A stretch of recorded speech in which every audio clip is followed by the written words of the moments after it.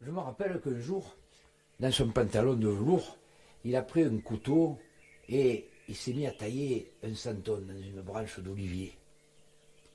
Et il m'a dit, ça spitzung, ce que tu vas au compta, il a vertadière vérité. Et puis, il a fait une pause, comme pour rassembler ses souvenirs, et il m'a dit, une nuit, oh, il y a des temps d'accord, il y a longtemps, j'étais enroulé dans ma pèlerine et il faisait un froid qui me mordait même les rides de mon corps. Le chien près de moi, tellement il avait froid, il grelottait. Et dehors, le troupeau de bédigues, rassemblé flanc contre flanc, faisait un tapis de laine, tout blanc. Ah, c'était beau, ouais, c'était beau. Et puis à quelques pas de là, j'ai vu deux ombres penchées en avant, luttant contre le vent qui balayait le chemin. C'était deux romanichels, des boumians comme on les appelle ici. Et la femme était penchée, appuyée sur le bras de son mari, et malgré le froid, elle souriait. Dans ses yeux, il y avait tout l'amour du monde. Son visage était... il était beau. Et là, ils sont entrés dans une étable abandonnée. Et puis tu vois, d'un coup, là, le vent s'est arrêté de gémir, et il s'est mis à chanter dans le sommet des cyprès. Parce que tout est bon, parce qu'il y a du blé dans le grenier, parce qu'il y a du vin des dernières vendanges, parce que nous sommes tous de même race, et que commence un monde meilleur. Soudain, le vent s'est arrêté de gémir, et il s'est mis à chanter dans le sommet des cyprès, et ça faisait un peu comme si des anges chantaient en chœur. Les étoiles ont brillé un peu plus fort ce soir-là, et la plus grande, la plus belle, elle est restée jusqu'au matin, en dessus de l'étable. Et depuis, elle revient chaque nuit exactement à la même place. Quand le soleil s'est levé, les deux boumiens sont partis. Vers quel pays? Je ne sais pas. Mais ce que j'ai remarqué, c'est que la femme portait dans ses bras un paquet de chiffons d'où s'échappait les vagissements d'un enfant qui venait de naître. Voilà pourquoi, petit, je sais qu'il est né cette nuit-là, chez nous, en Provence, Jésus, le fils de Marie. Et même si c'est pas vrai, il faut le croire. Il faut croire que une nuit, un petit boumian sans pays, sans frontières, est venu sur la terre pour apporter une autre vie.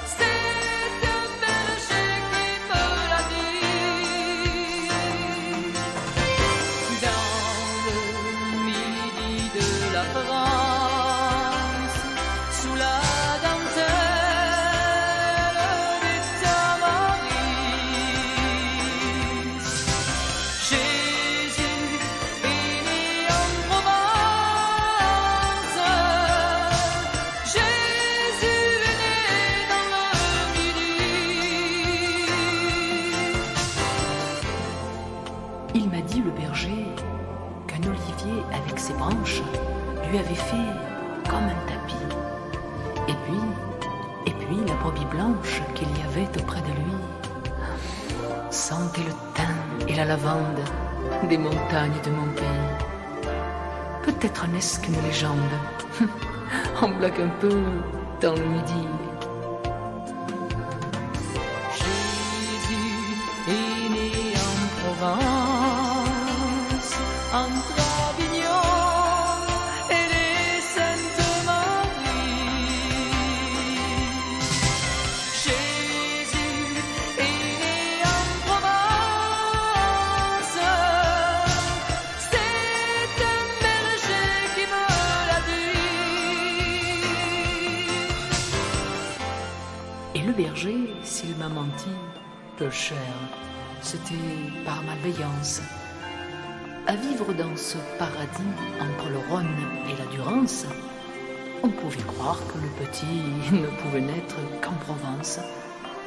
Dans une étable vers Saint-Rémy, quand les étoiles se balancent dans notre ciel à la minuit.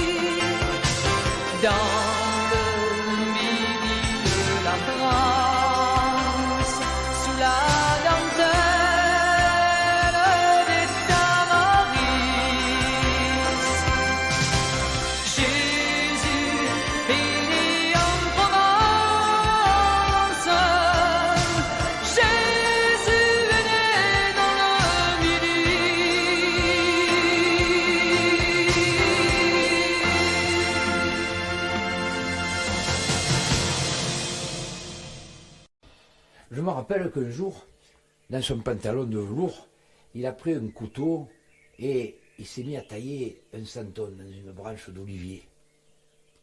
Et il m'a dit...